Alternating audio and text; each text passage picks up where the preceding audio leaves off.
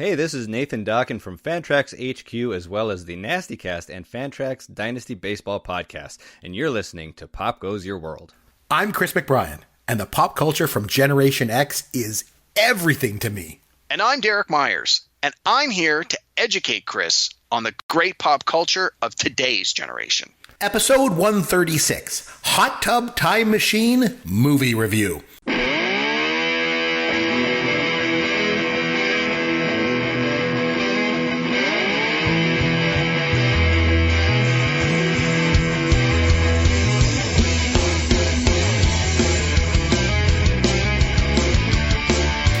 Chris McBrien along with Derek Myers, and this is Pop Goes Your World, the pop culture podcast for the generations. You'll find Derek on Twitter at Amaron_DM, and you'll find me on Twitter at CMcBrien, and popgoesyourworld.com is our website with all of our contact information. Derek, how are you, my friend, and what's going on in pop culture in your world? Chris, I am doing very well. Thanks for asking. Not a whole lot of craziness going on in the pop culture world. I've actually been pretty busy at work, as I think I mentioned on the last episode. So haven't had nearly the amount of free time I would normally like to have to dedicate to pop culture and that kind of thing. We are still getting a lot of free cable channels with movies from the 70s, 80s, 90s, and 2000s. So my PVR is full of stuff that I hope to get to in the not too distant future.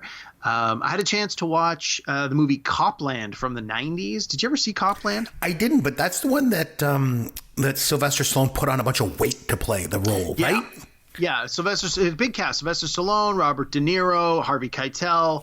A lot of people, you watch it and you go, oh, yeah, I totally know who that guy is, where you're like, I don't remember his name. Oh, that's the guy who was in that thing. And that's the guy. Yeah, a lot of big recognizable stars. I remembered seeing it when it came out on video in the 90s and sort of going, it was just okay. And then it was on TV a couple of nights ago, and I thought, I'm going to watch this. And I'm like, it was just okay. So it wasn't really – it was literally just okay. I remember hearing it wasn't great. So, yeah. Yeah, but it was neat to see all those people, especially, now that movie's 20 years old. But one other quick thing. My office, like so many other offices right now, is completely closed down, but all the employees are working from home. And I was on a conference call today where it was like a big town hall where they brought on hundreds of people, and like the big executives came on to give us a status report, as they've been doing on a pretty regular basis. And now they're starting to talk about going back to work plans. Not that we're going back to work yet, but they want it to be like, when we go back, these are some of the things that we're doing. These are the precautions we're taking. These are the changes. And it made me laugh because they said the person who came on who was in charge of this project, they're like, well, at our company, it's so big, everything needs a code name so that you know exactly what we're talking about when we start going into the details. And they said, we're going to be calling this project Genesis because we're creating life from lifelessness. And of course, we watched Star Trek II last week, and the Project Genesis, that's the exact quote they use. It creates life from lifelessness. And so the person who brought it up said that, paused for a second, and then said, and for those of you who are big Star Trek fans, I hope you got a little chuckle out of that. So I was like, oh, good. It was deliberate. So I thought it was funny, and I thought it was timely given that we had just watched Star Trek 2. So nice. Anyway, that's the extent of my pop culture from this week. How about you, Chris? I haven't had a lot of pop culture. I've been busy working. My wife and I have started watching. I mentioned last week we started watching Orange is the New Black, and we're into the second season now. And I'm really enjoying the show a lot. So that's really, really good. And my kids like watching American Idol. And so we're a couple weeks behind. So we started watching it now because of the pandemic. What they're doing is that the people, the contestants actually sing from their homes. I don't know how they're piping in the band, because I think even if you had the band play, from different locations, there's got to be lag. Like so I can't figure out how they're doing it technically, but the people are singing like from their living rooms and their bedrooms, and then everyone votes. So my kids like watching it. So that's about all we've had to do. But one thing that I do want to go to. Here's your dad joke of the week. Now, I try to keep it related to the topic of each episode. And since this week's movie is about time travel, which we're going to get to shortly, I wanted to share a time travel dad joke with you. Okay. Derek. I'm already worried about where this is going to go. As well you should be. You are every week. Derek, what did the clock do when it was still hungry after dinner? I have no idea. It went back for seconds. It went back 4 seconds. You know what we need to insert right here is wah, wah. Because that joke, that's the only way I could think to describe that. Wah, wah. Well, here you go. Hold on, I got to open a beer. I got to have a beer. I need to take a big swig of mine too. Let's have a drink because this is going to be a lot of fun. Almost like a pirate radio guy during the war. Like, Then I just go back and watch Meatballs and Stripes and Smokey the Bandit and all those shows that I love. instead of playing a bar, they should have played like a minor league hockey arena. Yeah, he's a young man. Drive me crazy with this stuff. And that wasn't cool. Long Duck Dong. For those of you who have not been keeping count, I have. Jaws, Star Wars, and Raiders of the Lost Ark are my 3 favorite movies of all time. Holiday rap. Yes, we're going to ring rang-a-dong for a holy day. All right, so this week, Derek, it was over to you. You got to nominate the film, and as you are wont to do, you nominate a film from the millennial generation. I always go with Gen X. And you came up with the 2010 film Hot Tub Time Machine. Before I say anything about this movie, I want to turn things over to you. I want to just give you a chance, as I usually do, to have you just talk a little bit about the movie. You don't have to get too much into it, because we'll break this whole movie down from top to bottom, as we always do. But maybe just touch base a little bit on why this movie. I threw it to you. You get to pick any movie you want from the millennial generation. Why did you pick Hot Tub Time Machine? Why did you want me to watch this movie from 2010? Take it away. All right. So if you can't say Hot Tub Time Machine and not smile a little bit, you're probably not going to like this movie. Like, the title is so crazy that you got to think that it's just going to be this over-the-top, zany comedy kind of movie. And in many parts, I believe it certainly is. So the broad strokes premise, not to give too much away, but we're going to, of course, give everything away. Hot Tub Time Machine is about 4 friends who are in their, I guess they're supposed to be in like their 40s by then, who have made some poor life choices, are basically not where they thought they would be once they quote unquote grew up. And they go back to a lodge in the mountains where they had gone 20 years earlier as I don't know if they're supposed to be high school seniors or maybe juniors in college, and sort of rekindle that memory of, hey, remember 25 years ago, we came up here and we had like the best time of our lives. Why don't we try and do that for this weekend to, little feel good.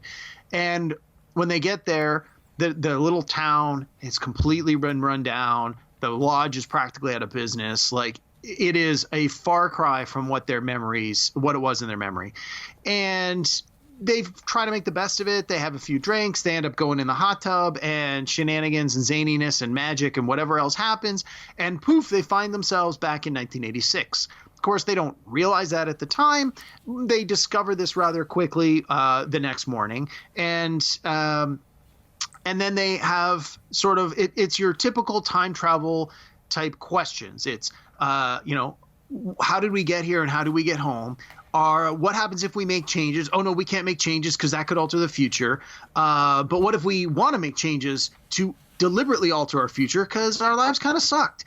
And you wrap it all in a 80s style comedy that's very self-knowing. In a couple of cases, they literally break the fourth wall to look at the camera. They don't literally wink at the camera, but they pretty much wink at the camera for quite a few parts. And that's part of the charm of this movie, is it's very self-aware. It's very silly. It's supposed to be.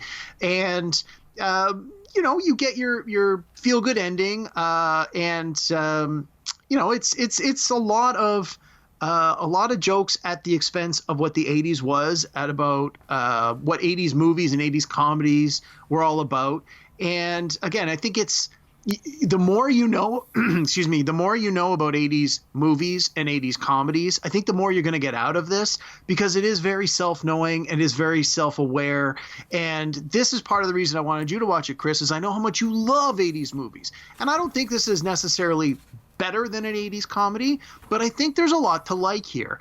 And I'm hoping that you're going to at least find a few things to latch onto that you can feel that, made it worth your while to watch this 2-hour movie. Now, before I cut it over to you, I want to say that this, I think the way I introduced this last week was, this is one of those guilty pleasure movies, but I don't think you have to feel guilty for liking it. It's got a lot of funny parts in it. And when my wife and I saw the preview for this movie, so the movie came out in 2010. At this point in 2010, we were still going to the movies pretty regularly, every couple of weeks for sure. Like, we've always gone to the movie theaters to see stuff. Like, we're movie people. We met at Blockbuster Video. We're always watching movies. This was still sort of around the time when home theaters were becoming a thing, but we didn't have Netflix. We didn't have Amazon Prime. You didn't have like all these on-demand things. So you still went out to the theater to see more than just the big event movies. So I remember we saw the preview for Hot Tub Time Machine a couple of months before, and we sort of went, that looks like it could be really good. We liked the cast. We thought the premise was silly enough that it could really work. We both loved 80s pop culture. So we thought, well, if it's going to make fun of that, we're in. The movie came out on March 26th, 2010. Well, my wedding anniversary is at the end of March. And usually in March, my wife and I take a weekend trip to Niagara Falls to celebrate our wedding anniversary because it's only a 2.5-hour drive from here in Toronto.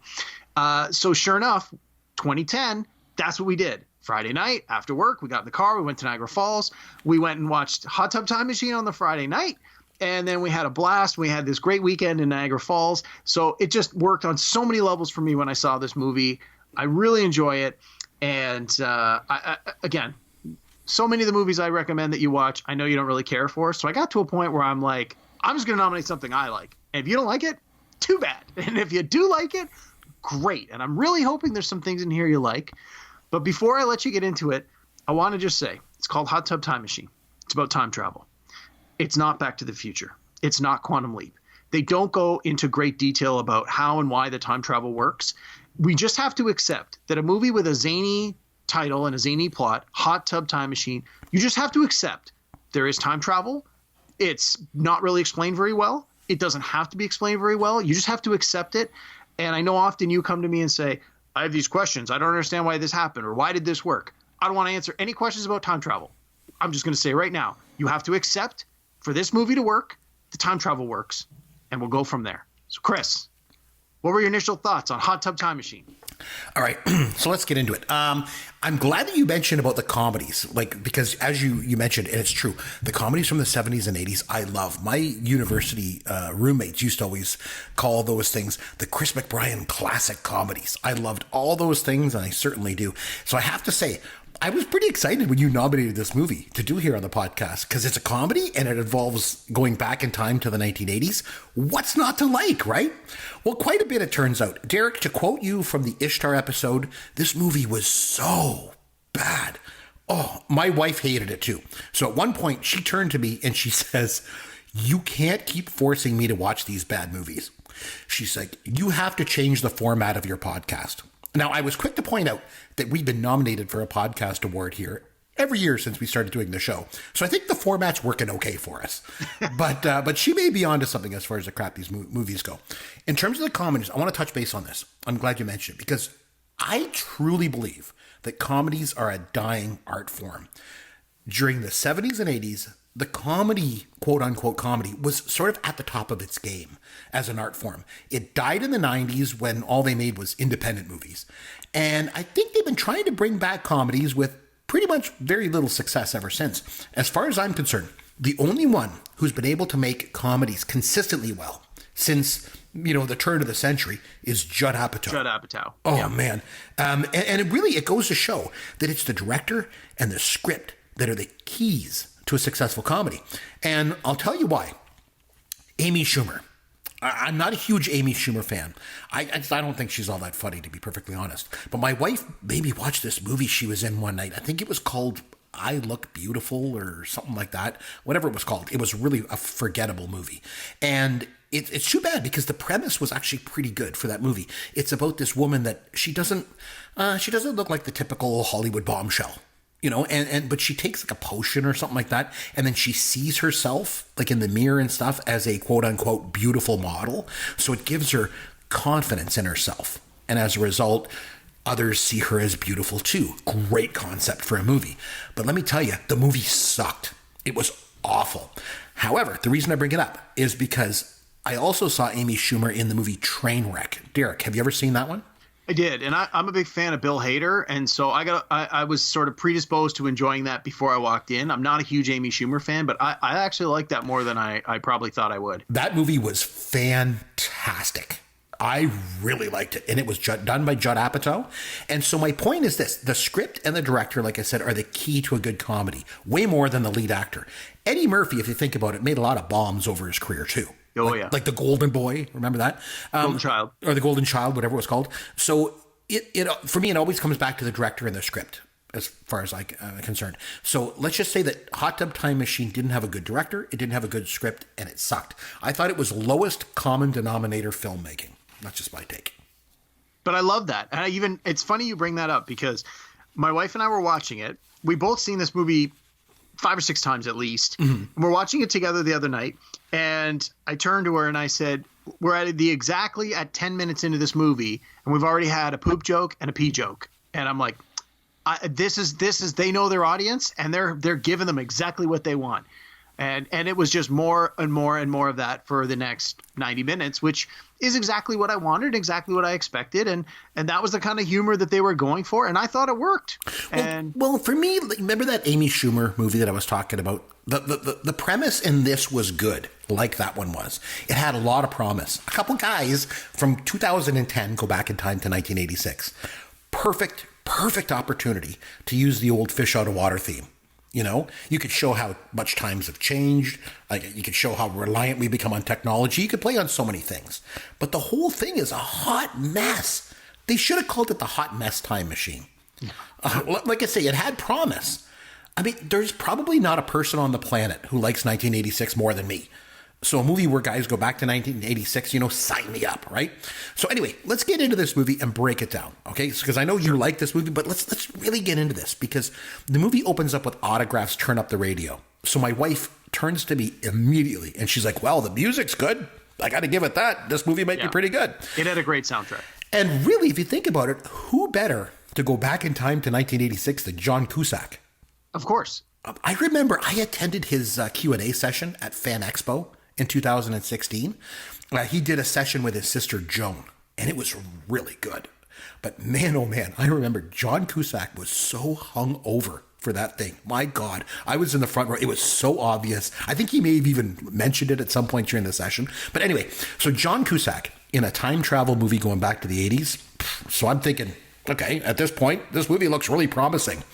And then Rob Corddry pulls into his garage after drinking and driving, which is another 80s staple, unfortunately. Yeah. Jeez. And this is where the movie goes right off the rails for me. Rob Corddry. It's like the producer said, hey, let's make an 80s style comedy. Okay, well, what do we need? Well, it's got to be R-rated, so let's cram it full of F-bombs. Rob Corddry's lines are basically the F word every second word of his dialogue. Yeah, that's true. And his character is absolutely reviling. So, and John Cusack too, I would say, for the most part. So I think you say whatever you want to say about John Cusack, but I think outside of One Crazy Summer, which is a movie that I really liked, John Cusack has never really been all that likable on screen. So this movie, for me to be effective, needed a bunch of guys that you totally root for and that you just totally like, because that's what you need to offset the raunchiness factor of the movie.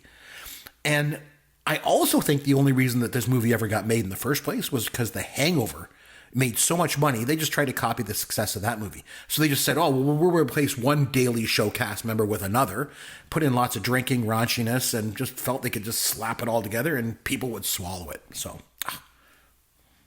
All right. That's fair. I mean, I do agree. I'm not a huge fan of Rob Corddry. I definitely agree with what you said. His dialogue is predominantly just F-bombs and swears. I liked him on The Daily Show. I thought he was actually pretty good on there. But I didn't even know he was on The Daily Show. Yeah, that's where he got started. No. But here he was just repulsive. I mean, I liked part of what I really like about this was just the whole gimmick of it. The fact that they were making comments on the various 80s things, they did a little bit, like you had said, of the commenting on technology, especially with the young guy, Jacob, who goes with them. Mm-hmm. And he looks the same because he wasn't born back then. Whereas they all, when they look in the mirror, see their younger selves. And that's obviously how people are supposed to perceive them. There's a part where Jacob's character is trying to meet a girl and he's like, can I can I text you later? Can I email you later? And she's like, I don't know what any of those things are. And he's like, how am I going to find you? And she's like, just come and look for me. And he's like, oh, that sounds exhausting. Yeah, I remember so that. They had a few comments in there about the idea of the tech dependence upon technology. But I think it was more, for me, it was more about the opportunity to, as most time travel movies do end up being about, looking back on your past and making changes when you're given this opportunity to have a do-over. And the first half of it, they basically decide we can't make changes. We have to do what we did. And so you have the scene where Rob Corddry says, oh, I'm going to have to get my butt kicked by these guys. I'm going to have to say the stupid thing. And then the guys end up beating me up because that's what happened last time. And John Cusack's like, yeah, I'm going to break up with the girlfriend. She's going to stab me in the eye with the fork. And then they start to think about it. And it's like, we were so young and so full of promise and we really don't like where our lives ended up. And then they sort of all, for different reasons, decide, forget it. We're making changes. We're going to do what we want to do. Even though, the first part is let's try and keep it the same.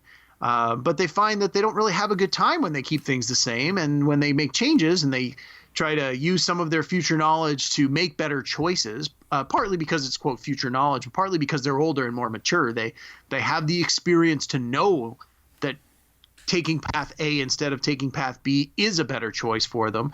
To me, that's sort of the redemption part of it. Is it's like, I know you said that the characters didn't feel likable, but I really started to like where they went. And I think for me, Craig Robinson stole this movie. Like, he was the best part of this movie. He wasn't in every single scene. He wasn't in as many scenes as the other guys, but he was great in every scene he was in. He had some of the best lines. He has the great line that they use in the trailer when they first realize they've gone back in time. And he's like, it's like some kind of hot tub time machine. And then he looks right at the camera. Yeah, he breaks the fourth wall. Yeah. Makes me laugh every time. And then there's the scene where Rob Corddry is betting on the football game in the bar. And because he knows all the plays and he's making all the money. And, of course, you recognize the guy that he's betting with, right? The guy in the bar. Oh, yeah. There was a guy from the Karate Kid with Johnny. Yeah. It was Billy Zabka. Yeah. And got a mustache, but, yeah, I recognize it. Yeah, exactly. Right away. Yeah. Exactly. And then he ends up losing the bet. And it cuts to the scene with the two of them in the bathroom. And that, to me, every time I see that scene, I laugh myself silly, and so much of that is Craig Robinson. Like, he's just so good in that scene. It's there again for me. I disagree. I'm going to jump in. I disagree with that scene, and we'll come back to that scene in a minute when we get to that part of the movie. I thought that as much as I hated Rob Corddry, he had the best line in the whole movie during that scene. So we'll come back to that.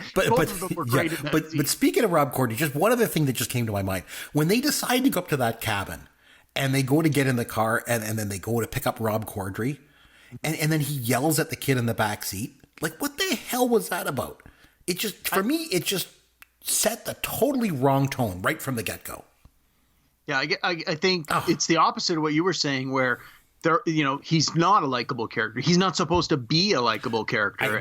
I know. And I think that everything he does in the movie just reinforces that he is not a likable character. Even back when he was a young person, he was not likable. He made bad choices. He was violent. He was drunk. He was, he would screw around with the girls. And it's like, through the course of the movie, they decide, at least the other characters realize, like, hey, we can make changes now that will better our lives down the road. Whereas he's just like, I'm a douche. I'm going to continue to be a douche. And by the end of the movie, he's like, I'm going to exploit this knowledge I have to be rich in the future because that's what I want to do. He's just self-centered. It's all about him. And I think that he's a one-note character, but I think he plays that note really well throughout the whole movie. But they're supposed to be like, all good friends and they stick together no matter what. And all that is really difficult with his character.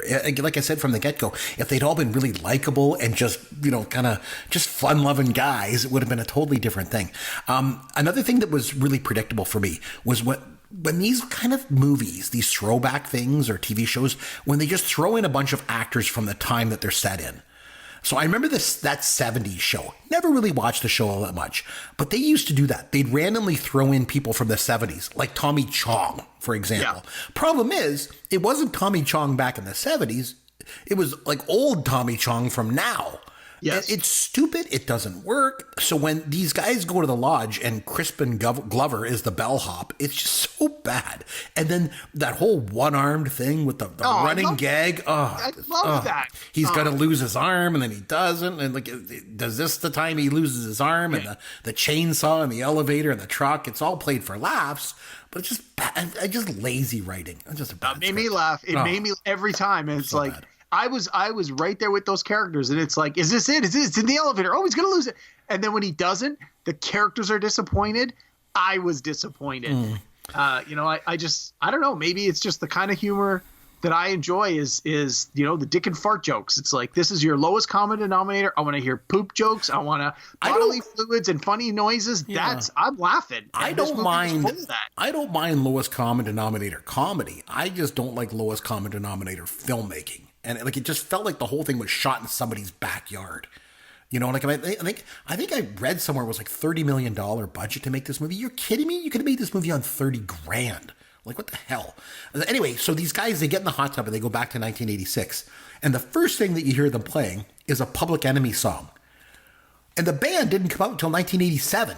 And then you hear Kickstart My Heart, which came out in 1989. So this movie is just awful in every possible way. They don't even have the dates right on this stuff. And then Rob Corddry barfs on the squirrel.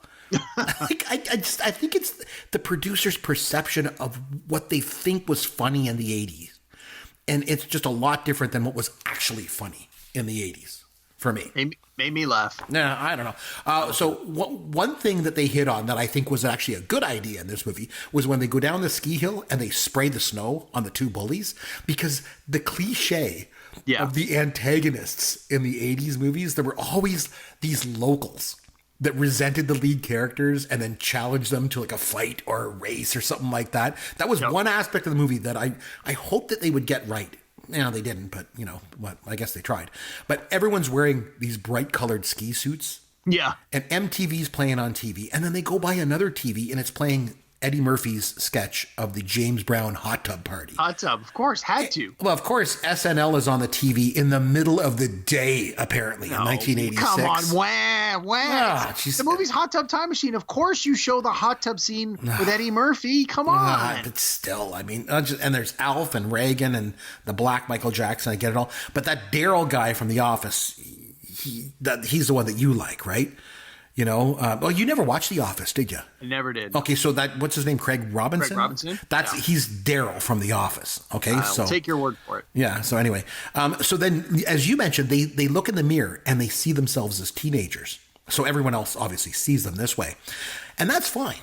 But the thing is, here's the thing I had with this scene too. The teenagers look nothing like them.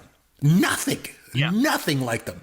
So in today's day and age, with all the CGI and special effects and a $30 million budget, you're telling me you can't even show younger versions of the actors that look even remotely like themselves? I didn't care. It wasn't a big deal for me. It was a throwaway gag. They only showed them a couple of times. I wasn't concerned about it at all. Just sucked so bad. Oh, God. And then Chevy Chase appears again, just like he was a thing in the 80s. So anyway, like you mentioned, they decide they have to do everything the same. You know, at first, because like the butterfly effect or whatever the hell they call it. Yeah. But one thing that stood out too, I made a note. They mentioned something about that time in Cincinnati. John Cusack apparently has a shoebox with something in it, and it's from the so-called Cincinnati incident. It never gets mentioned again. I don't know if that was an editing issue or just another hole in the script. Like, it's just so bad. Oh, so bad. No, but to me, that's just, again, it emphasizes that these guys have a shared past. And we don't need to know all the details, but it's like something like this where they bring this up and they're like, hey, whoa, you weren't ever supposed to talk about it. Like, again, it's part of that scene. You don't need to know what the details are, just that they have this shared story that apparently they said they would never bring up again. You know, again, it's just something that they have from their past together. I think it goes. Like you said, the character, especially the character of Lou, played by Rob Corddry, he doesn't come across as a likable guy. So I think they want to emphasize that there was a time where these guys were good friends and they did things together and they had these shenanigans and they got into trouble and they did all the drugs and they did all the booze and they did all the sleeping around. Like, it's I think as long as you are as long as you can believe that, then this works. And for me, I did, and it did. Well, like I said, I mean, this movie, obviously you want to suspend your disbelief, quite a bit. For that, that's fine. I'm totally on board for that. But if you're going to go back in time, if you're going to go back to 1986, like I said, just get it right. They go back, there's a 21 Jump Street reference. That show didn't come out till 87. Oh, boo-hoo. And then they just, the nostalgic reference. They play Sweet Child of Mine. It didn't come out till 88. They screwed that one up too. It's like a machine gun fire of crap in this movie. They got everything wrong. The script, the casting, the directing, the 80s references. Everything is wrong in this movie. Anyway, so they go to the bar scene that you mentioned where they're playing the football game. And yes. then that's when Cordry makes the bet with the guy from the Karate Kid. Yes. And he loses the bet. He's got to do the sex act on Daryl from The Office. And Yes. so this is where the one line, like I mentioned, was it was the only line in the movie for me that was even remotely funny. When Cordry gets in front of Daryl and he says it looks like Gary Coleman's forearm. Okay, so that made me laugh. But to me, even that was it stole a similar line from Austin Powers Goldmember. I don't know, but then the scene continues. They go into the bathroom. There's the whole hand soap on the face thing. Oh, which again made me laugh. So no, is this a millennial idea? Fluids, man, that's your lowest common denominator. That I killed myself laughing at that, especially the first time. I was beside myself. I couldn't stop laughing. Is this a millennial's idea of what Gen X comedies are supposed to be like? Because it misses the mark. I don't know. So Daryl's character, whatever he is, he goes on stage to sing with the band. And then he thinks back and he remembers that he bombed. Yeah. So he changes the song to Jesse's Girl. Goes over good with the crowd. Awesome. But then he sings Let's Get It Started by the Black Eyed Peas. Yep. And in the whole thing, the time that he's doing this, I'm thinking, I really, really liked this scene the first time I saw it when it was in Back to the Future. Yeah. Only Marty McFly doing Johnny Be Good by Chuck Berry was so much better because at least in Back to the Future, the audience didn't get it, right? And that's what made the whole scene work. It made Marty's line so good when he says, you might not like it, but your kids are going to love it. Here you've got an audience of people from 1986 digging the Black Eyed Peas. I don't know, just it's so bad. Oh, God. The bad guys think that these guys are Russian spies or something. Yeah. Because of the can of the Russian Red Bull. And that's what they need to dump in the hot tub, right, to get him back, and that's all good. And like you mentioned, Cordry gets in a fight, which we don't care because he's an obnoxious idiot, and we want to see him get beat up anyway. And then they go to the rooftop scene when they're all talking on the roof and they're talking to Cordry. And I just made a note. I'm like, who wrote this dialogue? That's scene. Go back and watch that scene. Some of the single worst dialogue I've ever heard in a movie in my life. What a mess. The thing is, it's so bad, you can't even just turn off your brain and enjoy it as a lighthearted comedy because it's mean-spirited and it's gross and it's repugnant. And going back to what I said earlier about Judd Apatow and how he makes good comedies, the thing for me with Judd Apatow's movies and movies from the 70s and 80s, the comedies, for me anyway, is that I feel that those movies all have a big heart. Underneath the veneer of the raunchy comedy, there's a lot of heart in Judd Apatow's movies, and that's what I think they needed to inject into this movie. Does that make sense? Sure, I'll give you that. For me, I'm the other way. I do just turn off my brain, and I laugh at the fart jokes. It's to me, that's all I expected from this. It delivers again and again and again. I'm okay with it. The dialogue being cheesy didn't bother me. I'm basically. With a movie called Hot Tub Time Machine, the bar is lowered for me before I even walk in the door, and I'm okay with that. And it works on the level that I expect it to, and I feel that there's enough comedy in here for me that I've watched it multiple times, and I still laugh. There are some scenes, like that scene in the bathroom, I kill myself every time I watch that scene. It just makes me laugh so much. But if you're looking for something a little deeper, with a little more meaning to it, then yeah, this isn't going to work for you. That's not the kind of movie they're trying to make. Well, I mean, I wasn't necessarily looking for something deeper. I knew what I was getting into going in. Like you mentioned, it's called Hot Tub Time Machine, for crying out loud. So it's all good. But the girl that is supposed to be Cusack's love interest, even that, zero chemistry between them. There's nothing. And then when that Daryl guy calls his wife, and she's like 9 years old. Oh, It's see, just, I laughed my butt off on that one. I thought that was funny. Oh, and I didn't think so. And then when Cusack is supposed to, every one of these 70s and 80s movies, a lot of them have a scene where they try and motivate the characters.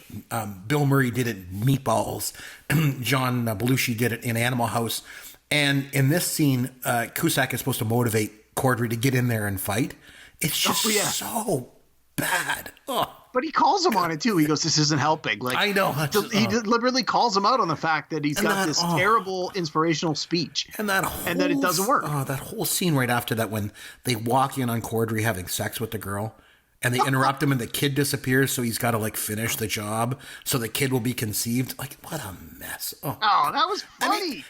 Again, this is a comedy. Is this what comedies become? No thanks. I'll just go back to watching actual movies from the 80s. And then at the end, Cordry he stays behind, which again would have worked on so many other levels, so much better if he was likable.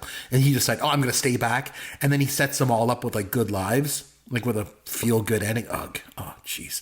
And then I found out, I did some research and I found out they made a sequel to this goddamn thing. Oh, the sequel was terrible. Jesus. I mean, I had high hopes for this sequel because I really liked the first one. But no, the sequel was really bad. The movie didn't do very well. I'm just checking out from 2010.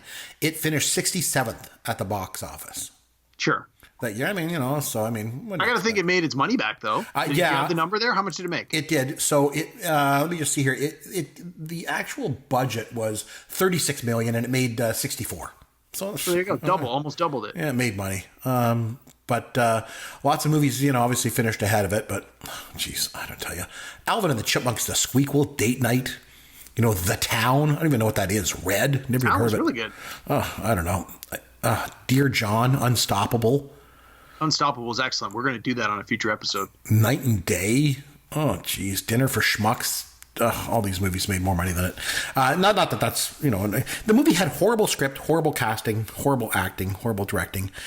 You know what? At this point of the podcast, we usually give it a rating out of 10.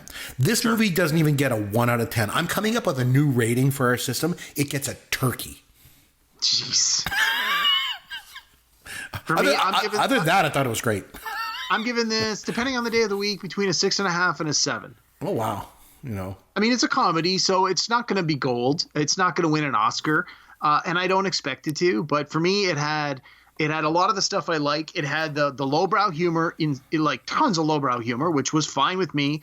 It made a lot of references to 80s stuff. There was a lot of like wink wink going on where they were trying to pay homage to some of those 80s comedies or straight out rip them off. And again, it was in my mind, it was very self-aware deliberately. And that worked for me on a lot of levels. And then you had things like the running gag with Crispin Glover's arm. To me, I liked it. I liked it a lot. I would still recommend this to people, and I will definitely watch this again. And I was glad that I had a chance to watch it again this week. So I'm a little bummed you didn't like it. I thought you would have had some stuff in there that you did like. But I think sometimes, especially with these harebrained comedies, you might just be a little too critical.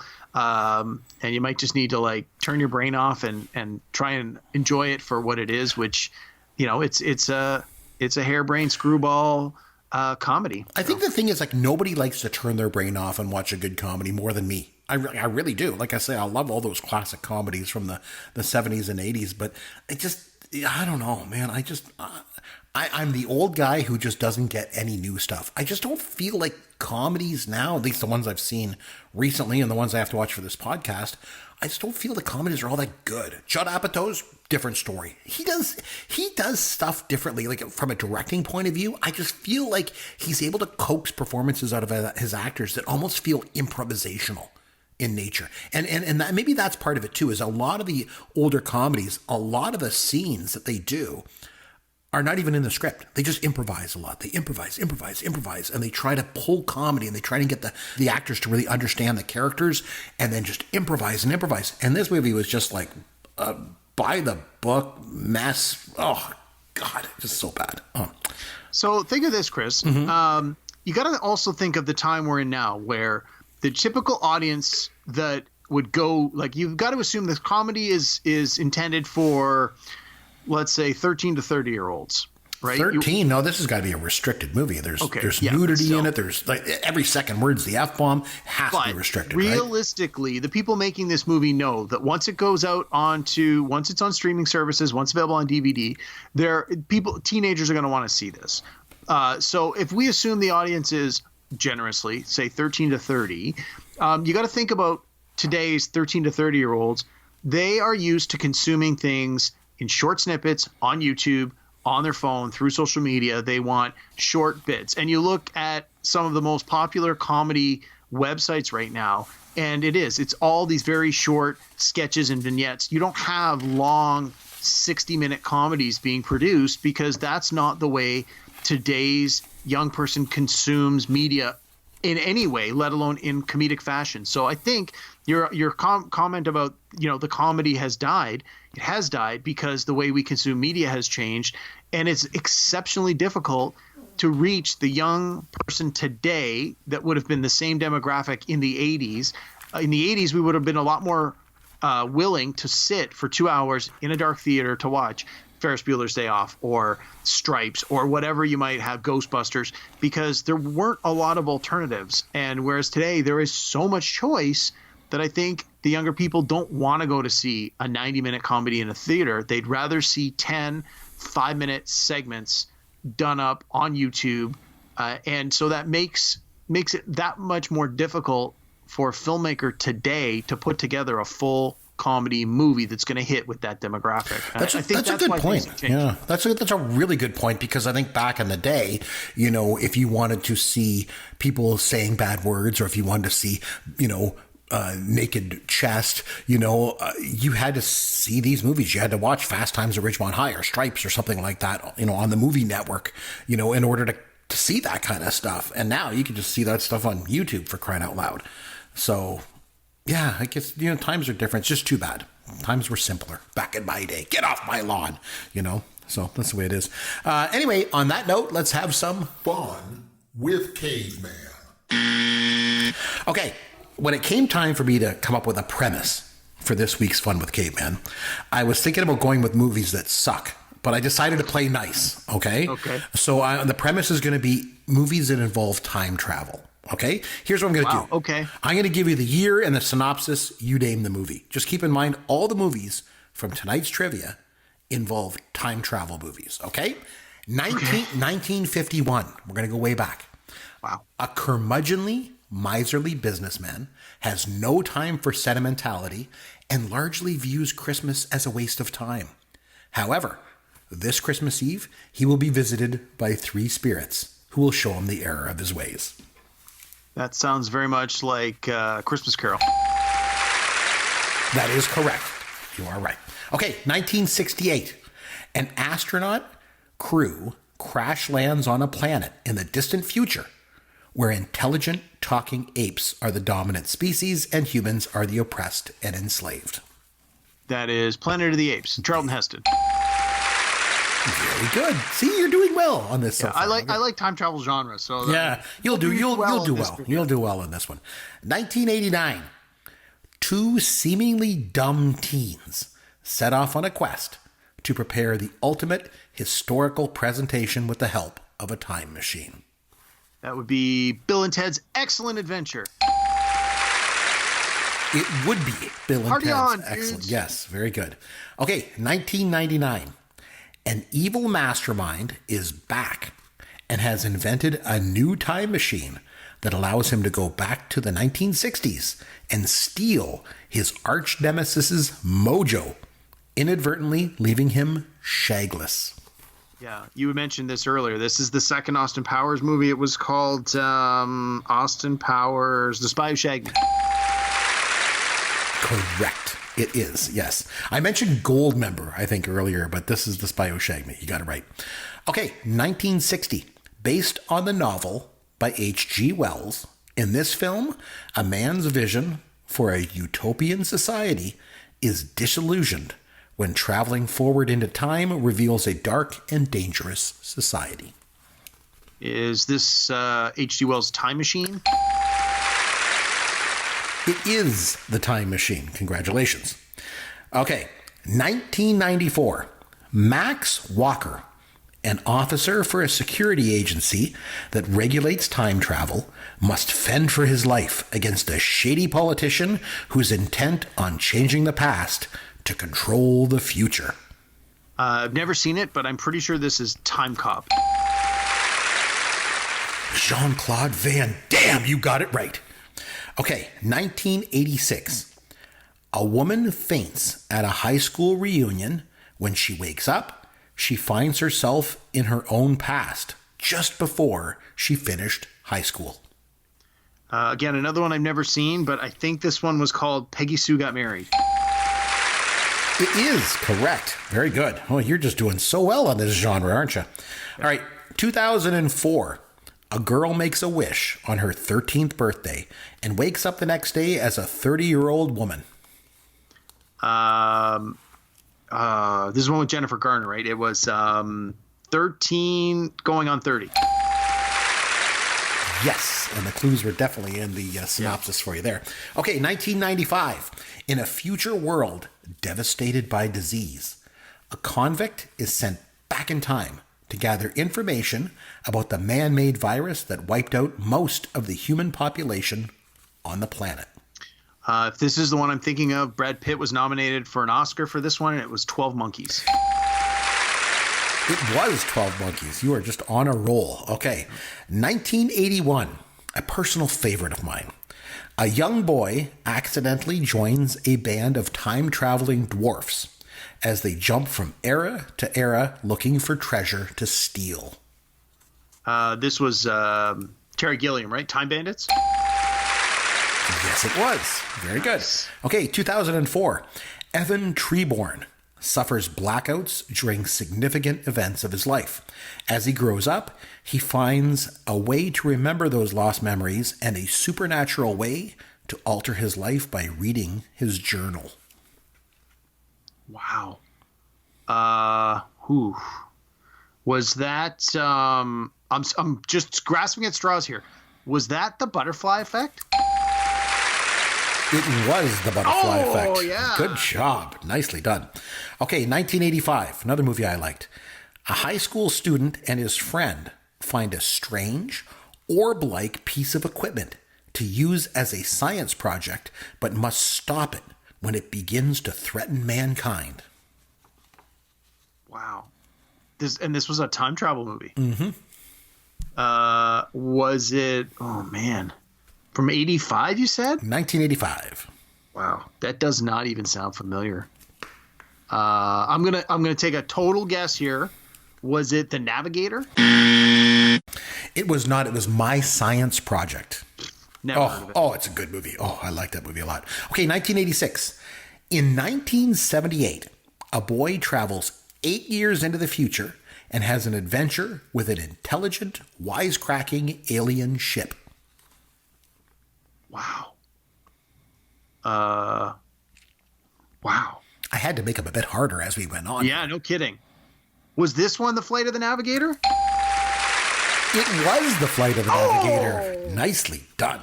Yeah. Okay, two more for you. Herman the voice of the ship? What's that? Wasn't Pee Wee Herman the voice of the ship in that? He might have been. I don't know. I think he was for part of it. Yeah. All right, two more. 1992, bounty hunters from the future transport a doomed race car driver to New York City in 2009, where his mind will be replaced with that of a dead billionaire. Yeah, this one had Mick Jagger, right? It was Free Jack or Free Jack. I think it was Free Jack. Free Jack is correct. And the last one, 1980. A Chicago playwright uses self-hypnosis to travel back in time and meet the actress whose vintage portrait hangs in a grand hotel. So I think I know the answer to this. And if it is what I think it is, I actually have it on my PVR right now because I've never seen it and I've always wanted to. Was it the one with Christopher Reeves? And it was called A Moment in Time, I think? I'm sorry, it was Somewhere in Time. Somewhere in Time. But that's the one, right? With Christopher Reeves? That's the one. Yeah, I remember this movie being on the movie channel when I was about 11 years old. Yeah. I was excited because Superman was in it until I watched it because, man, it was boring. Oh, but yeah, you're right. Christopher Reeve and Jane Seymour. I liked her for Battlestar Galactica. So I remember at the time I thought it might be a good movie. it wasn't. But anyway, so you did pretty good. You do like the genre, eh? Yeah. There's a really good time travel movie that's called Primer. It's from 2004.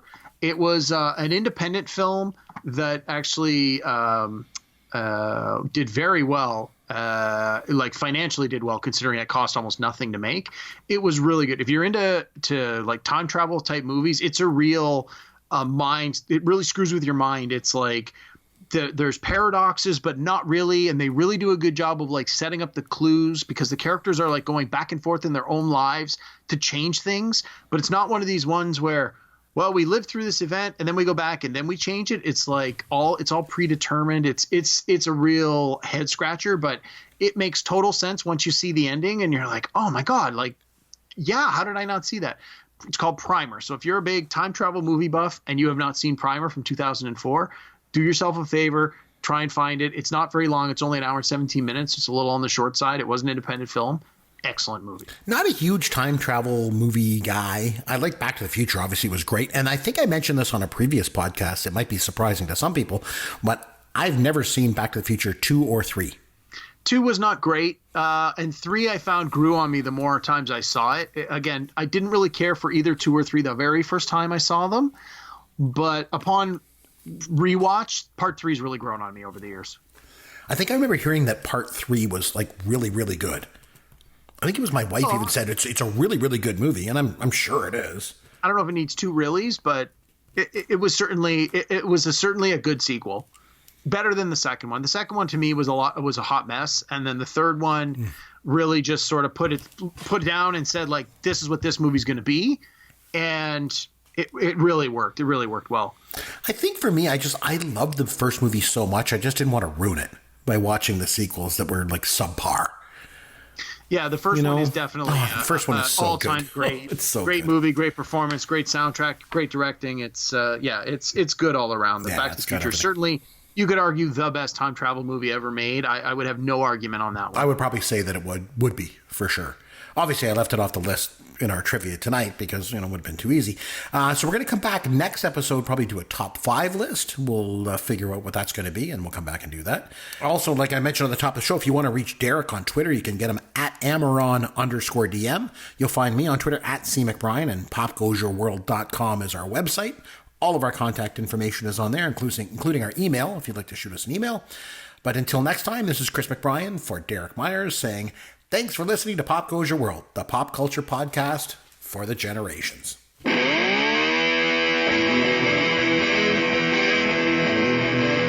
Thanks for listening to Pop Goes Your World. You can contact Chris and Derek at popgoesyourworld.com. Please take a minute and review the podcast on iTunes or wherever you download and listen to the show.